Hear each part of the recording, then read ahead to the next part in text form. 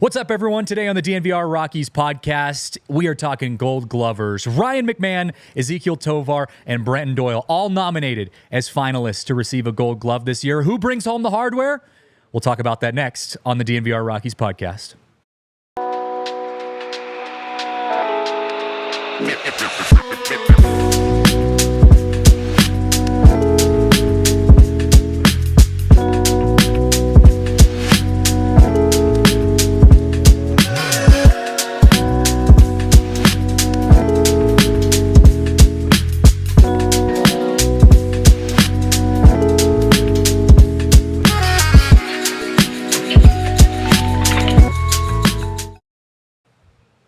What's up, everyone? Live from the Toyota Lounge here on the DNVR Rockies podcast. We have Rockies news to talk about in October. Not something that we usually get to combine those two words, Rockies in October, at least not recently. But today we do. And we get to talk about the Rockies and some of their Gold Glove finalists that they just announced today. And for really the second time in a year, or second time in a row, the Rockies have some Gold Glove finalists that we get to talk about, and we're all about it here. Look, I was going to be talking today about pitchers and hitters and what the Rockies needed to attack first. Do they need to fix their pitchers? Do they need to fix their hitters first? So I'm very grateful that I got to shift that topic until tomorrow. Now, tomorrow I am going to be joined by a special guest, Noah Spyrick. I'm going to be breaking all of that down with me on the pod. But today, we talk Gold Gloves. And to get back into it, Ryan McMahon, Ezequiel Tovar, Brenton Doyle nominated to have a Gold Glove, to win a Gold Glove this year in Major League Baseball in the National League. And before I start talking about any of this, I've got to encapsulate all of this by saying that what this goes to show, for me at least, is that the Rockies defense has never been in question and continues to never be an issue for the Rockies. Historically, look at the years that the Rockies went to the postseason. Look at the years that the Rockies went to the World Series in 2007. Defense was never an issue.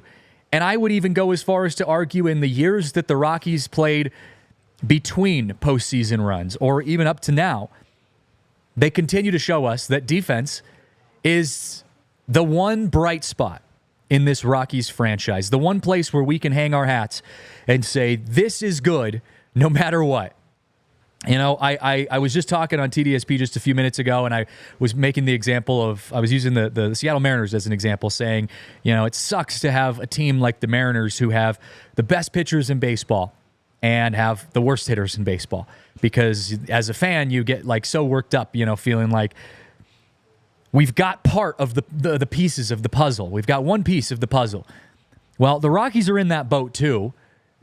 Their issue, though, is that, you know, the puzzles, the pieces of the puzzle that they're missing are their offense and their pitching, but they do have defense locked down, and we're going to talk about it here on the show today. I want to start by talking about, first and foremost, who do we think is going to have the best chance of winning a Gold Glove at their position? So let's get into it. Ryan McMahon, he was nominated for a fourth year in a row at the third base spot. He took over the third base spot back in 2021. He's been holding down that hot corner ever since then. The people he was nominated against this year, Nolan Arenado, Matt Chapman, and then Ryan McMahon rounding that out. Ezequiel Tovar, he was a Gold Glove finalist at shortstop for the second time this year.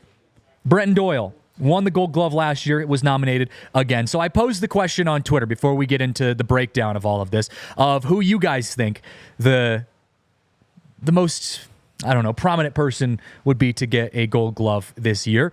And I also included, there was an option to put multiple here in case we have multiple Rockies that win it. And we'll see. This is what you guys have said so far. This is the answers. Brenton Doyle running away with the count right now as the all-out man to beat out there in center field at the Gold Glove spot. And I have to say I agree with you guys. And I was the first one to vote on that after I put that poll up there. Brenton Doyle, I do believe, has the best chance at winning a Gold Glove this year.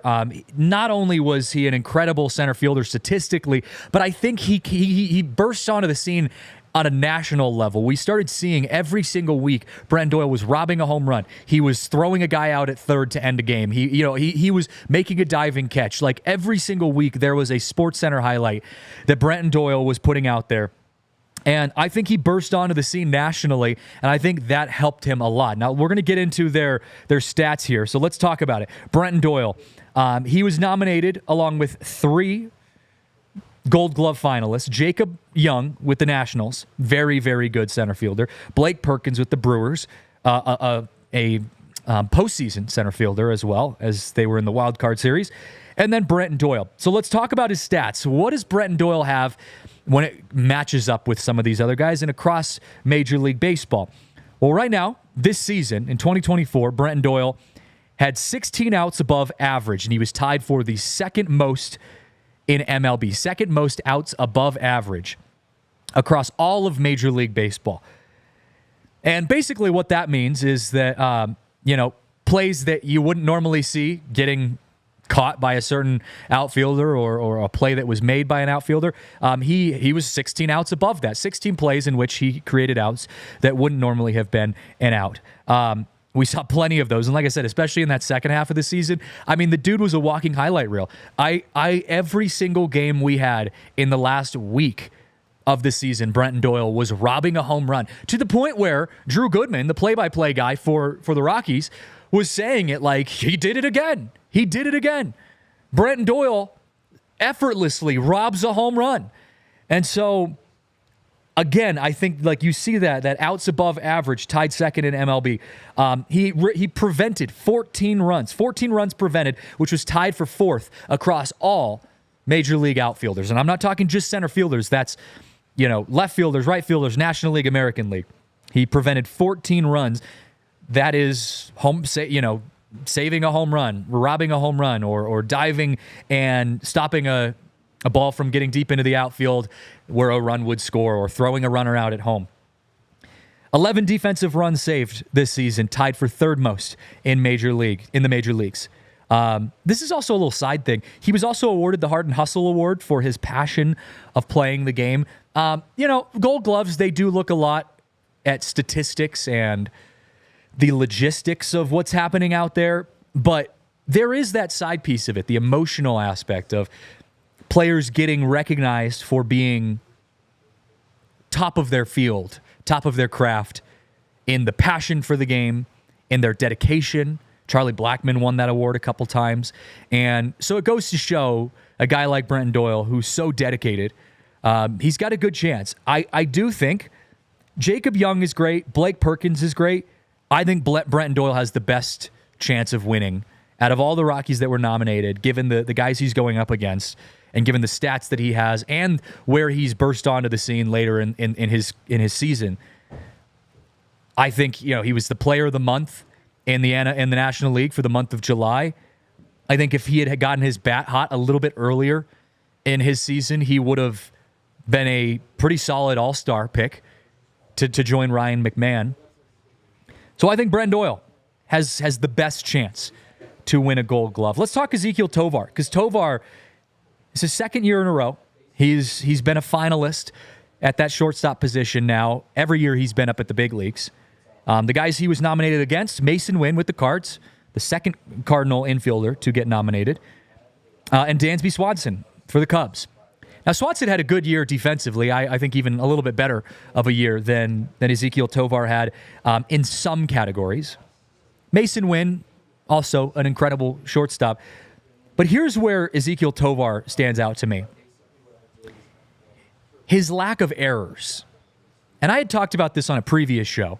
Ezequiel Tovar, over some 300 games, I'd have to pull up this stat specifically, and I have some different stats here to read off, but over the course of some 300-plus games, he had like 13 errors total, something close to that. You guys will have to fact-check me specifically on that stat, but it was incredible.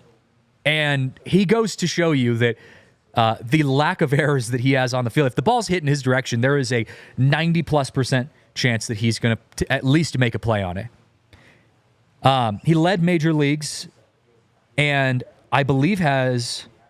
here it is. He is the 2nd shortstop in franchise history against Troy Tulowitzki in 2011, and the 15th in Major League history to log a season with at least 675 total chances, total balls hit his way, and 8 or fewer errors. That's incredible. That is incredible.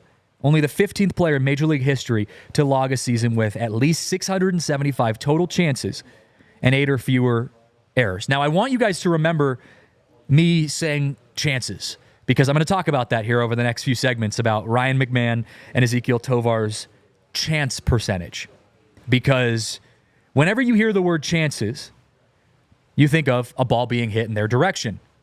Well, it's kind of tough on your pitchers when you have a high chance rate in the infield.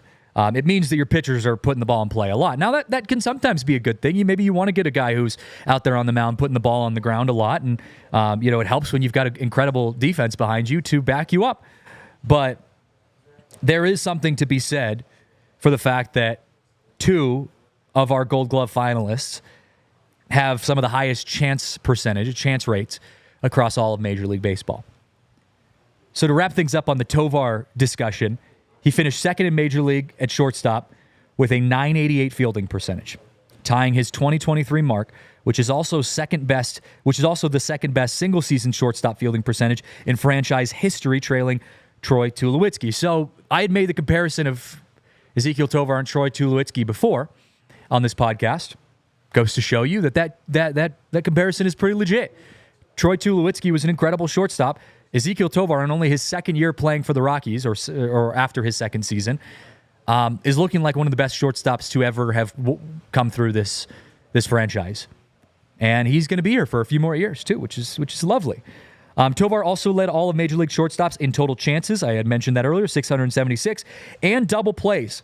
Now, the Rockies, as a team, between Brendan Rodgers, Aaron Schunk, Ezequiel Tovar, whoever was playing that second base spot, they led Major League Baseball with total double plays. Tovar combined for 113 of those double plays. He also led all of major leaguers in assists. So, although I think Brenton Doyle has the best chance to win a Gold Glove out of these finalists for the Rockies, I think Tovar is a close second. Tovar has been an incredible shortstop for the Rockies, and his bat has come to life. His swing rate's a little high. We're going to talk about that tomorrow. How do you fix those kind of things? How do they approach the offseason with him? But his defense has put him on the map.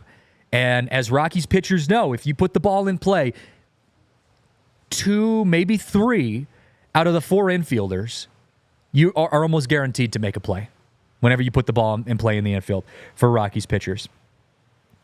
So we're going to take a quick break here, pause, and after the break, I want to break down Ryan McMahon and his chances of winning a Gold Glove, because I think there's an interesting caveat here with Ryan McMahon that we can bring up that I think might make it a little challenging for him to win a Gold Glove. We'll see, but I'm going to bring that up here in just a moment. Before we get into that, though, we got to share some love with our friends over at Coors Light. One of the toughest things about this year right now is that there's only a handful of live sporting events to go to when it comes to especially outdoor sports. The Rockies aren't playing baseball in the month of October, and so you've got some Broncos games every once in a while. The Avs are back in town. You got some Rapids games, but look, if you love drinking Coors Light beer like I do at live sporting events, it might be time to shift over and start drinking Coors Light on any other given day, whether you're at home, on your front porch, whether you're at the DNVR Sports Bar for a watch party for the preseason Nuggets game tonight, whatever that looks like. Coors Light goes well with any environment, any scenario, whether you're at a Rockies game, whether you're at a Broncos game, or whether you're at a Nuggets game, whatever it is, or if you're at home, just hanging out with some friends at a bar. Coors Light is the best cold, refreshing beer. We're also enjoying the last week of 80-plus degree weather, last few days of 80-degree weather, maybe 70-degree weather before it gets cold. And so there's only a few more times this year where you actually get to cool down with a nice, cold, refreshing Coors Light. So make the most out of the times that you choose to chill and crack open a cold, refreshing Coors Light. And you can also get Coors Light delivered straight to your door with Instant Cart by going to CoorsLight.com/DNVR. Please celebrate responsibly. Coors Brewing Company, based in our backyard here in Golden, Colorado. Also got to give some love to our friends over at Empire today. I was talking about this just a few minutes ago on TDSP. We were getting set up. We went from a 3-man show to a 2-man show, and now a 1-man show. And so Tiff and Alyssa have been just running things around this entire booth. This whole studio has been just turned upside down between every show. And the floors in here that were installed by Empire today, still incredible. I mean, there's barely even a scratch. Like, they were installed great. I know I talked to some of our production team here that helped kind of get things going with the Empire Today crew, and they said it was the best experience that they had with them. Their customer service was great. They were on time. They were friendly. It was affordable, which is always great. And I know not everyone wants to install floors in studios. So for you as the listener at home, you know, whether you're trying to install a new floor in your living room, your kitchen, you know, I have dogs at home, and so we had to get a very specific sort of vinyl floors that fit for having dogs that run around a lot and scratch up the floors.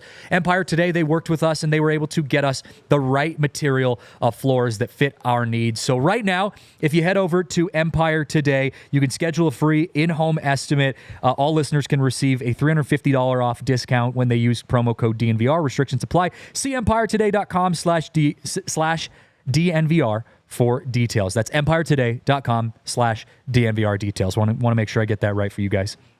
All right, we're going to wrap up the Gold Glove conversation. Ryan McMahon, the third Gold Glove finalist. He was nominated against Nolan Arenado, Matt Chapman. Ryan McMahon rounding out those 3 nominations for National League third baseman.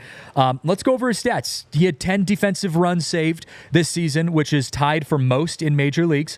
He led the NL with 436 total chances. Again, a knock on the pitchers, but still 436 total chances and 323 total assists. I put in parentheses there. Thanks, pitchers. He was tied for second with 33 double plays and ranked 5th in the big leagues with a .966 fielding percentage. His 1.4 DWAR, according to Baseball Reference, ranked 2nd among Major League third basemen, and his 7 outs above average ranked 5th. So he's top 5 in every category in the defensive third base position. Here's where I think it might be a challenge for Rymac to win a Gold Glove. Yes, he was a all-star. Yes, he's got the name associated with him. You know, I mean, if you're not a Rockies fan, you probably know, 2 guys off the Rockies nationally. It's Ryan McMahon, Charlie Blackmon. The issue for Ryan McMahon is that pesky third baseman over in San Francisco, Matt Chapman. Not only a Rookie of the Year candidate, but he had an incredible season over in San Francisco, almost leading all of the majors in many categories. Nolan Arenado, another good option, but I think Ryan McMahon actually has Nolan Arenado beat, although Arenado, I'm sure, begs to differ on that one. I think Matt Chapman's going to be a tough get. Another NL West guy, played on a pretty good Giants team, a team that I think they get into the postseason if they play in the American League. They happen to play in the toughest division in baseball, like the Rockies in the NL West. So I think Matt Chapman's going to be tough to overtake. I think the Giants have a really, really talented third baseman over there on their hot corner. But you never know. Ryan McMahon, 4 consecutive years that he's been nominated for a Gold Glove. He's a stud. And he's another one of those guys, too, where, I talked about Brenton Doyle being a walking highlight reel. Ryan McMahon is a walking highlight reel. Like, the ball is hit to third base, even if he's in a slump with his bat, which we saw towards the end of the season, doesn't matter. Like, balls hit to third base, like, he is going to gobble it up. He can make Manny Machado in his prime-esque plays where he's going deep into the foul territory and throwing over his shoulder and getting a ball over to first, in the air. Like, the dude's a stud. So, Ryan McMahon, I think all 3 of these players, though, are very deserving of a Gold Glove. I think Brenton Doyle and Tovar are going to be the front runners in their categories, but I think all 3 of them would not be a surprise to me if they won Gold Gloves. And how big would that be for the Rockies if they could get a couple Gold Gloves, consecutively, given the struggles that they have in any other category on their team, offensively, pitching. This has not been the year for the Rockies. So I just wanted to give some love to our Rockies guys out there. They've been they've been holding it down defensively and giving Rockies fans some reasons to hope that if we can continue to play good baseball defensively, and we could get some things cleaned up offensively and pitching, we could have a chance. I wanted to pivot, though, talking a little bit about other defenders out there. I've mentioned this before, but I think there is a legitimate chance next year that the Rockies have 4 Gold Glovers in their infield. Ryan McMahon is not going to give up, or he's not going to let up. He's going to continue to be an incredible third baseman. Ezequiel Tovar is not even in his prime yet. Dude's going to continue to just go up.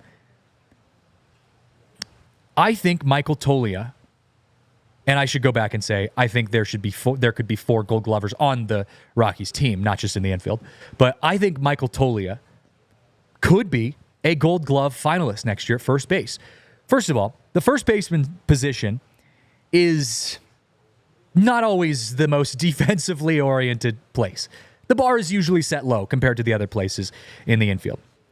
Michael Toglia, he not only put up incredible stats this year defensively, he made some of the most impressive first base plays I've seen.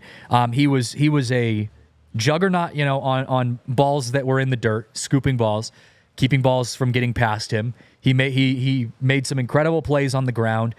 He's very versatile. His stats were actually really good this year, despite not playing, enough innings or games to qualify for a Gold Glove. And I'll put that out there now. Like, he wasn't qualified to even win a Gold Glove this year, which is why he wasn't in the conversation.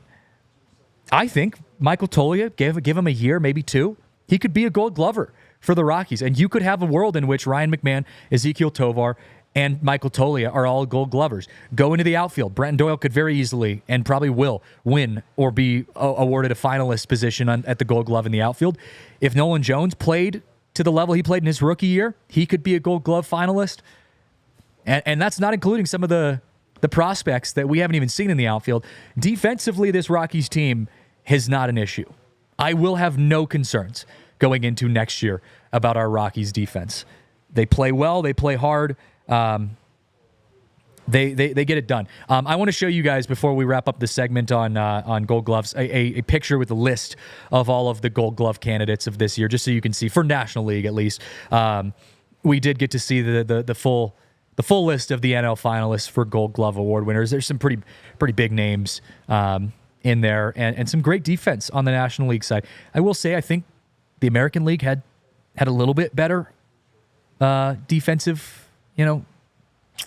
finalists, but that's no slouch. I mean, that's no slouch of a list. That is a solid list there, and you can see three Rockies made the list on that one there. So congratulations to those Rockies players. I know, we still have our fingers crossed and hope that they can pull away with a Gold Glove victory. But being nominated as a finalist, especially given the struggles that the Rockies had last year, is no small feat. And it's something to be acknowledged for Rockies fans as we continue through our very somber offseason. Let's change gears here, though, a little bit. Talk a little postseason baseball, because it is a world of chaos right now in the postseason. How about the Mets? Can we just take a moment to give a shout out to the New York Mets, who put up a goose egg in game number 1 against the Dodgers? What was that, like 9-0, 6-0, something like that? I don't remember. I turned it off as that game was going. And then go in yesterday. They go not only lead off with a Lindor home run in LA, they have a grand slam following up that. The Mets are not dead yet. And I called them on our last show. I called them the cockroaches of Major League Baseball. And my God, they will not die. This series is tied up 1-1, heading back to New York. And I think it is every man for himself. Heck, I'll even go as far as to say, I think this series now leans in favor of the New York Mets. I've got to say it. I think this series has shifted towards the Mets, because you won one game in LA. Now you go back to to Citi Field. Excuse me. God, going back to the old Shea Stadium, to Citi Field. And we know how hard of a place that is to play in. all disrespect to LA, I think the Mets might have a chance to win 2 games in New York and go back to LA up 3-1, which what a wild story that would be. Now I've said this before, and I'll repeat it. From a good for the game perspective, I want the Dodgers to go to the World Series, and I'm surprised I didn't just burst into flames saying that. Not because I want the Dodgers to succeed, but because I think the Yankees are going to go to the World Series, and I think a Dodgers-Yankees World Series is better for baseball than a Yankees-Mets World Series, or God forbid a Guardians-Mets World Series. That would be weird. But I want to change gears though from the Mets and talk a little bit about the Dodgers, because the Dodgers have some decisions that they announced about next year that they've been contemplating for a while. We talked to, or not we, but someone talked to Clayton Kershaw after the game the other day, and Clayton Kershaw went on record and said that he announced that he plans to return next year for his 18th season with the Dodgers. First of all, I guess I didn't realize. I mean, I've watched Clayton Kershaw almost my entire life. Literally. I'm 27 years old. Do the math. That's almost my entire life. My entire, at least, remembering things life. He's been playing for the Dodgers. He's a 3-time Cy Young winner. He is 32 strikeouts away from 3,000, which is huge. But I'm shocked by this. Like, Clayton Kershaw has the same back issue that Chris Bryant has right now. And we've all seen Chris Bryant. He's struggling to get back to a capacity where he can even be a DH. And he can't hit home runs right now. He's blooping singles. And that's it. That's the best we get. He can maybe stretch out a double and everyone's holding their breath. And that's as a hitter. I mean, we saw guys like Big Papi or Prince Fielder even back in the day who could go, at the end of their career be a DH when they weren't in their athletic ability and, that was kind of waning, and they were able to just make it work as a DH. It's different in pitching. In pitching, as you get older, especially after a back injury, which is what derailed my young baseball career, was I fractured my lower spine. Same sort of issue that Kershaw went through. It derails your ability to pitch in the way that you've pitched your entire life.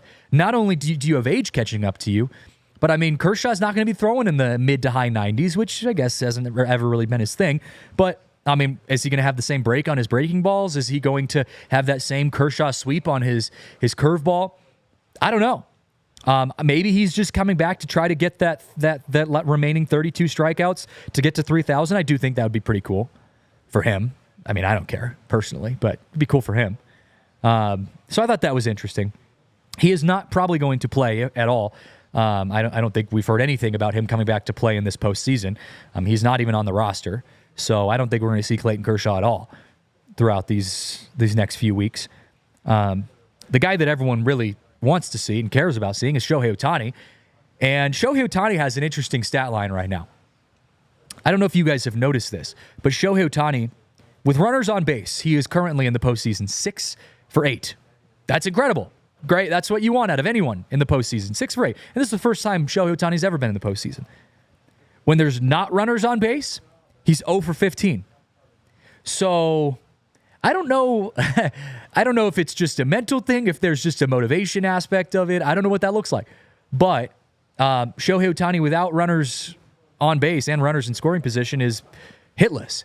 So it's one of those things where, we've been watching the Fox Sports putting up their graphics of Shohei Ohtani's 3 batters away. Everyone get ready.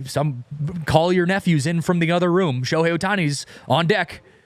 Well, if there's no one on base, you might as well not even show up. He's not going to hit it. Put someone on base, then we can talk.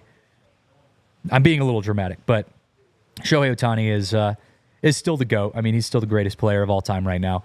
And I'm just curious if he can find a rhythm to where he starts doing things like we know he can, where he starts having a highlight reel night. I mean, he went 6 for 6 on the night that he hit 60-60. Against the Rockies, he was like, 5 for 6? Like the day after that? Like, we know he can do some incredible things. And I get it. It's the postseason. It's a different vibe altogether. But Shohei Ohtani, I think, in my mind, has yet to break out into where he should be. Speaking of yet to break out, Will Smith on the Dodgers, who is nominated, by the way, as a catcher finalist for a Gold Glove. Thank God he's a good catcher, because his batting, woof. Batting in the postseason, .095 so far this postseason. Will Smith is putting up Mookie Betts numbers going into the division series. It's tough to be Will Smith out there on the plate. So, yeah, I just some interesting storylines to look at before we head into another Dodgers game tomorrow. Dodgers and Mets playing tomorrow as they go back to Citi Field. After the break, though, I'm going to take another break. After the break, I want to talk about why we're seeing postseason games being played in the middle of the day. Because the game yesterday tipped off at 2 p.m. Pacific time. What are we doing? It's postseason baseball, and it's the middle of the day. People are working. People have lives. People have jobs. People have doctor's appointments. What are we doing? We're going to talk about that in just a moment. Before we get into that, though, got to give a shout out to our friends over at Game Time, because there has never been a better time to be a sports fan or fan of anything, live concerts, theater, whatever it is, than right now. With the Game Time app, they make it easier than ever to get the best deals, the best seats on anything you want to be a part of. Whether you're going to the theater to watch the Nutcracker, in a couple months, feels like Christmas is right around the corner, or whether you're going to a Broncos game, whatever it is. The Game Time app has you covered. And the cool thing about the Game Time app, you've probably heard it a million times, but it really is the coolest thing. Something that I never would have thought about years ago when I used to have to go log into a computer and buy my tickets, or God forbid I had to call someone to buy tickets to a game. Tickets actually get cheaper as you get closer to the game. You want to go to the Broncos game? Well, you can wait till 30 minutes before kickoff. And if there's still seats available, you're getting the cheapest possible tickets, and you get to see where on the field you're going to be sitting. You get a panoramic view of everything that you can see out there. The Game Time app really is the best. They are the best. And there's a lot of options out there when it comes to getting your tickets, but there's a reason the Game Time app is the most efficient and affordable place to get tickets for any event out there. So take the guesswork out of buying tickets. Get your tickets with Game Time. Download the Game Time app today. Create an account. Use code DNVR for $20 off your first purchase. Terms and conditions apply. Again, create an account and redeem code DNVR for $20 off. Download Game Time today. What time is it? It's game time. Well, we can't go any further without giving some love to our friends over at Toyota, because Toyota is the official vehicle of DNVR, and it would be weird if it wasn't, because I'd feel like I was lying to you if I was sitting here saying that any other vehicle was the best vehicle there is. I genuinely mean it. Toyota is the best car on the market. I've had Toyotas my entire life. My entire family has Toyotas. My cousin, who is going to school to be an auto engineer, will die on the hill that Toyotas are the best car out there, the best car brand out there in the market. They last forever. I've literally had people in the Toyota chat tell me, dude, my Toyota literally has lasted until the wheels fall off after 500,000 miles, it feels like.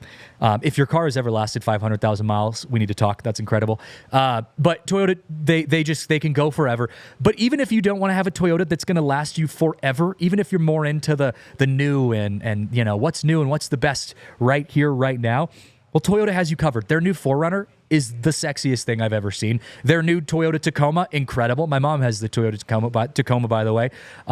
Tinted windows, lifted a little bit. It's a pretty badass car. So, Toyota has you covered. They've got everything you need. It is going to be my next car when my good old 2007 Toyota Highlander finally has run its course. Hopefully that's 5 years from now.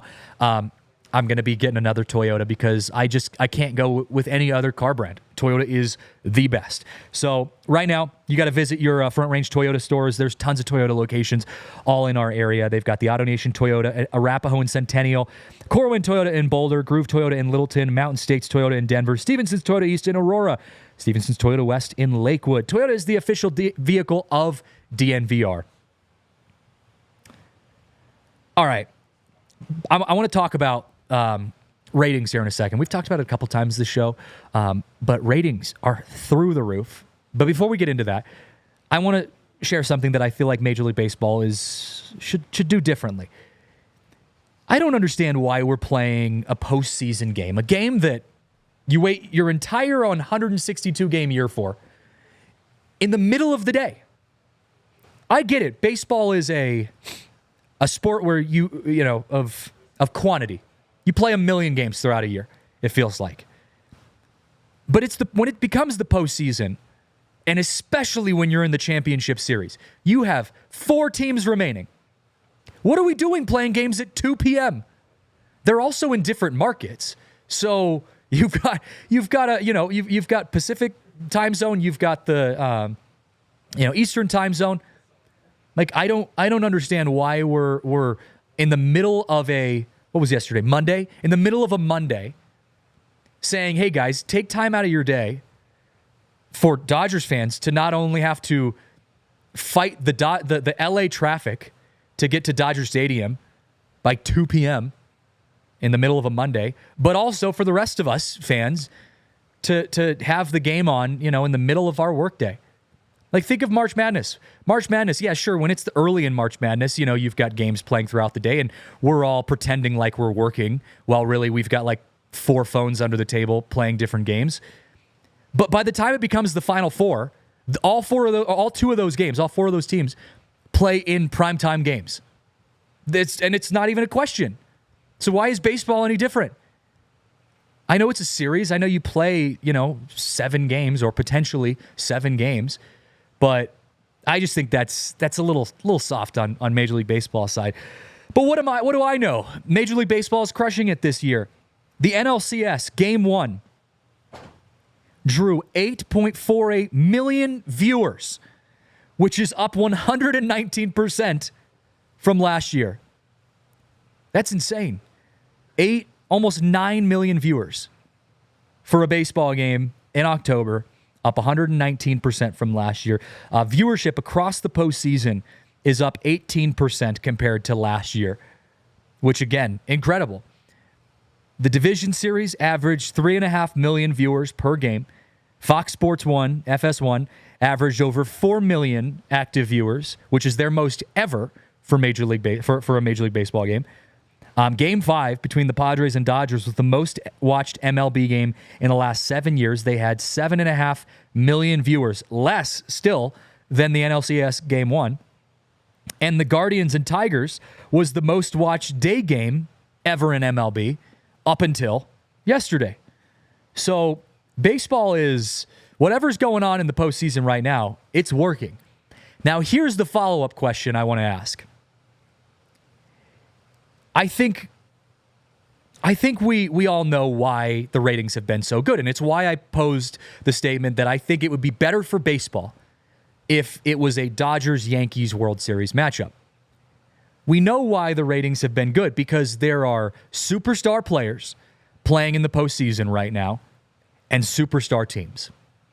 So it brings up the question to me of, would it be bad for baseball if the Rockies ever made it to the postseason? And I know that's a weird question, because I would argue if you're watching the show, you're probably a Rockies fan. So you and I are going to sit there and say, duh, yeah, it's going to be incredible. And you would not be wrong. Go back to the Nuggets championship. They called us the cowpoke, the cow town of the NBA. And yet it was still incredible here. None of us were complaining, and it was actually one of the highest rated NBA championships up to that point. But I don't actually know if the rest of the world would love to see the Rockies in the postseason. And here's why I say that. I don't want to see the Cleveland Guardians in the postseason. I didn't really want to see the Kansas City Royals in the postseason. Those are 2 of the underdog teams that have made it to the postseason. And the Guardians are still in it, could possibly go to the World Series.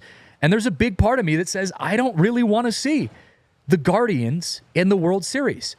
And it's not because I'm anti-Guardians. I'm anti-Dodgers. And I've said that I want to see the Dodgers in the World Series because I think it's better for baseball. So if the Rockies were to make it to the World Series, would there be that conversation across the rest of the Major League Baseball fan base of, oh, God, we got to watch the Rockies in the World Series? And first of all, I don't care. Like, if we make it to the World Series, I could care less if 5 people watch the game.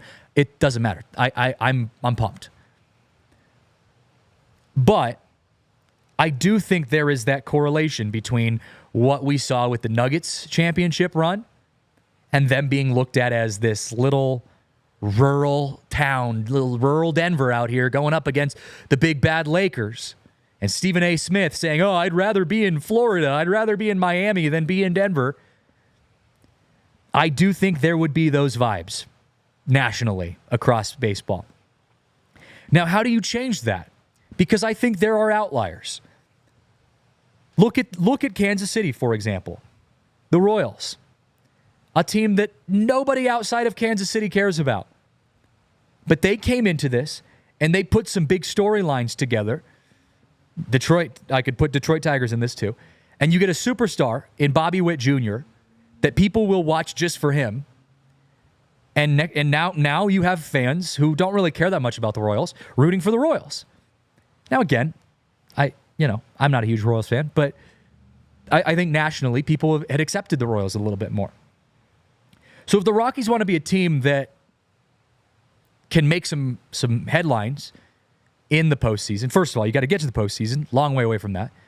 But if they were to get there, you turn heads by having superstar talent on your team, by having MVP candidate players on your team, or by having some weird, crazy storylines. Now, yes, New York, the Mets, that's a huge fan base.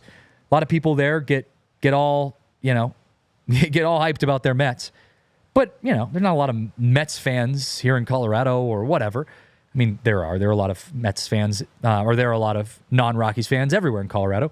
But the Mets, I think the reason so many people have gotten on board the Mets train, and I'm one of those people, is because they've had so many storylines.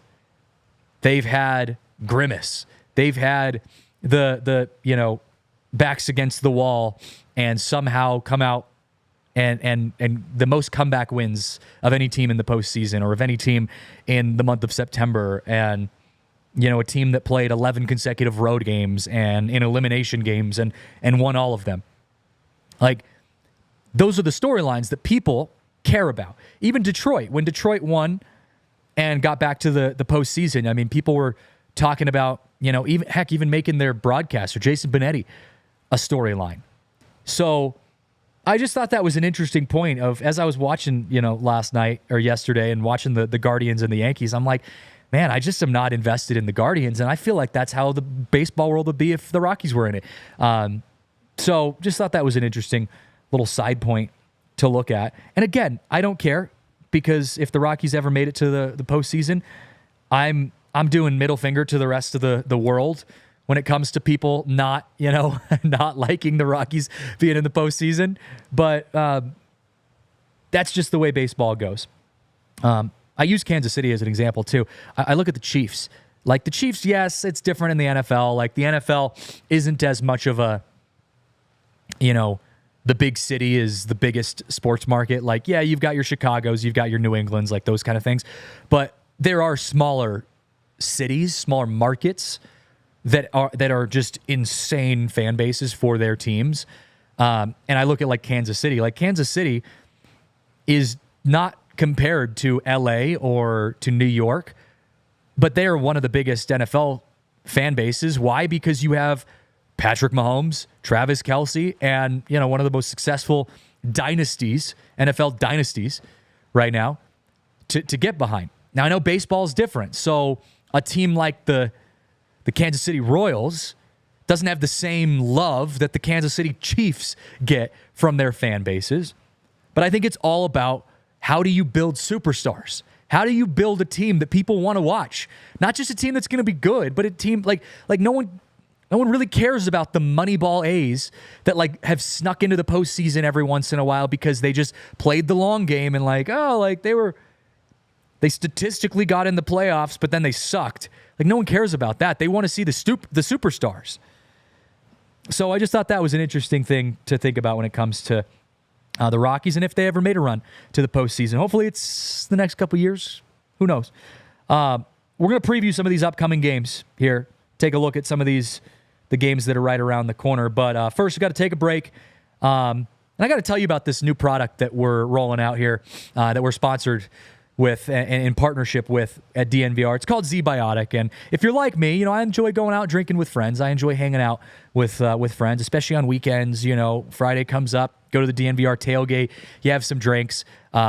If you're like Jake Schwanitz, you have some more drinks and some more, but you're having a good time. Like, that's what it's all about. You just want to be able to bounce back better the next day. And as you get older, it starts getting harder to have those recovery days, let's say, the next day. And with ZBiotics, they've got this cool product called ZBiotics Pre-Alcohol. It's all about getting you back to your best self quicker and faster in the next day. ZBiotics is this really cool product. It's the first genetically engineered prebiotic. It's invented by PhD scientists to tackle the rough mornings after drinking. Basically, what happens is when you drink, you get all this toxic buildup in your stomach. That's what causes you to feel a little gross the next day. Well, ZBiotics Pre-Alcohol produces an enzyme to help break the byproduct down. So make sure when you're heading out to the DNVR watch party, or you're heading out with friends to go have some drinks, drink responsibly. Make ZBiotics Pre-Alcohol the first drink of the night so you can enjoy your next day and the rest of the week as you always would. And also, you can stock up on pre-alcohol right now. Head over to zbiotics.com/DNVR Rockies to get 15% off your first order. They are backed with a 100% money-back guarantee. So if you are unsatisfied for any reason, they'll give you your money back. No questions asked. Remember, that's zbiotics.com/DNVR Rockies to get 15% off your first order. Thank you, ZBiotics, for sponsoring this episode and for sponsoring our good times. All right. We have a new partnership here that I want to give some love to. And I'm actually super excited about this because I have been a customer of HelloFresh since before COVID, like 2019, 2018-ish. I was living in Spokane, Washington, and COVID kind of came around. It was the pandemic, and we weren't trying to go out as much. And so I was looking at some meal plans, some meal kits, and we stumbled across HelloFresh. And I love to cook. And so I wanted something where I could actually, still cook. And we got a couple boxes of HelloFresh, and I was hooked. We literally have been customers since 2019, maybe 2020. We have not stopped. HelloFresh is my favorite meal kit on the market because here's how it works. They send you a box, and before the week starts, you can go on the app. You look through all of these different recipes, and you pick the ones that you want to eat. They can break it down from if you're trying to restrict your calories and eat healthy, if you're trying to eat, do a tailgate, kind of party, and you want to get food for more people, whatever you have, you go through, you pick your recipes for the week, and then they send you a box, and inside the box, they've got bags, and everything is portioned out. It's pre-portioned, comes in this bag. So the seasoning is all there for you. They've even got, little packets with, the stocks that you need, and then all of the different fresh ingredients, potatoes, veggies, proteins, whatever you need. It's all in there. It takes 15 to 20 minutes, maybe 30 minutes max to actually make this recipe. It's all very simple. You can do it even if you're not a chef, even if you don't love cooking like I do. And one of the really cool things that I love about this too is there's no waste afterwards. I hate going to the grocery store and I'm like, all right, I'm going to make enchiladas tonight. And I end up getting all this seasoning and all this stock and all this stuff. And then I've got this stuff just leftovers, just sitting, leftover seasoning or leftover stock sitting in my fridge forever. With HelloFresh, everything comes pre-portioned out. It is truly incredible. I will vouch for them whether they were our sponsor or not. They are the best. And right now, you can get 10 free meals at HelloFresh.com/free Rockies. Applied across 7 boxes, new subscribers only. It varies by plan. That's 10 free HelloFresh meals across 7 boxes just by going to HelloFresh.com/free Rockies. HelloFresh is America's #1 meal kit and also my #1 meal kit. All right, let's preview some of the upcoming games before we wrap up this show. We got Yankees and Guardians. Yankees set to take a 2-0 lead for the first time in an ALCS since 2009. I was 11 years old. No, I was 12 years old when that happened. It's a long time ago when the Yankees last took a 2-0 lead in the ALCS, going up against a very tough Guardians team. And look, the Guardians are no slouch, but the Yankees are they're a juggernaut right now. They play the Death Star music, or the, what is it, Empire Strikes Back music every time, you know, some of their hitters come up at Yankee Stadium, and it's so fitting to me. And I'm not a Yankees fan by any means, but like, it's so fitting to them, to their franchise, to who they are, the big bad Yankees, the Bronx Bombers. They're playing like that. Giancarlo Stanton has 13 home runs and a +1 OPS in 32 postseason games in his career. Garrett Cole getting ready to take the mound today. He is 4-0 with a 1.98 ERA with 41 Ks in the postseason versus Cleveland. Garrett Cole, our resident Kermit the Frog. Every sport, by the way, side topic, every sport has to have a resident Kermit the Frog voice athlete. In the NFL, it is Patrick Mahomes. He's got your Kermit the Frog type of voice, you know, guys, we're going to go out there and have a good day. Like, that's Patrick Mahomes. Garrett Cole is that for the Yankees. So just want to, if you've never heard Garrett Cole speak into a microphone, do yourself a favor and listen to that. It's entertainment gold. What is also entertainment, though, is his record in the postseason. He's been incredible. He's back on the mound today for the Yankees as they get set to be the only game of the day against the Guardians. It is the Yankees and the Guardians today, happening this afternoon in New York. And I would go so far as to say that this might be this has to be a must-win game for the Guardians, because I said this going into the Mets game 2 yesterday, where the Mets took on the Dodgers, got the win, and before they head back to Citi Field. The Guardians cannot go down 2-0 before you go back to Cleveland, because if that happens, then you've got to win out at Cleveland. You've got to sweep the Yankees at home. You want to be able to put your team in a place where even if you split your games at home, you go back on the road and it's an even series. So to me, this is a must-win game for the Guardians, and I think the Yankees know that. That's why they're throwing Garrett Cole.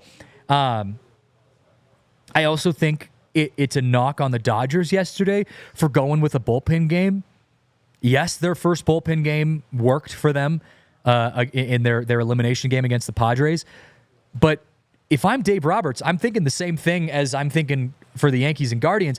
Like, this was a must-win game for the Mets, and they were able to come in and get a win. Now they're going back to New York with some momentum and an even series, and you've got 2 games in a row at Citi Field. I was a little surprised that the Dodgers didn't go headstrong into their second game of the series. But, you know, managers are going to manage things in a different way, and that's the way it goes sometimes. But tonight, Guardians are going to be, I think they're going to come out with the bat swinging. And I think the Bronx Bombers know that. I think this is going to be a lot of fun. Today, the only game, Yankees and the Guardians. Then tomorrow, the Dodgers and the Mets get back on our airwaves, and it's just been an incredible postseason so far, so I don't expect anything to change as we continue into the postseason here. Look, guys, we're going to wrap things up here on the show, but I had talked about it on TDSP. I'm going to talk about it again. If you like all things DNVR, we've got a huge week for you. We've got the DNVR Nuggets preseason game happening tonight, the watch party at 6 p.m., tarot card reading. Harrison Wind was just on me on the show with me with TDSP, and he said the Nuggets season, the fate of the Nuggets season is going to be determined tonight based on our tarot card readings. It's going to be incredible. So check that out, 6 p.m. tonight. We've just got a lot of things going on this week. You know, Avs are still in full swing. No one's panicking with the Avs. No one's freaking out. It's just a little early season jitters. So check out all the stuff that the Avs team is doing there. They've got some incredible content at DNVR. Avalanche, Broncos, Thursday Night Football. We got a watch party here at the bar as well. So everything DNVR this week, we've got you covered. Be sure to check us out and check out all the events at thednvr.com/events. Shout out to our producer, Alyssa, who's crushing it as always. I am Christian Saez. You can follow me on Twitter at CJJ Saez, or the Rockies on Twitter at DNVR_Rockies. stick with us because we've got a lot of postseason stuff to talk about as the week continues. But yeah, that's going to do it for us. We'll see you guys tomorrow, same time, 12:15. I'm going to be on with my boy Noah Spyrick talking about what areas of improvement the Rockies are going to be focusing on. So we've got a good show for you guys tomorrow. We'll see you guys then on the DNVR Rockies podcast. We all silly like the mayor.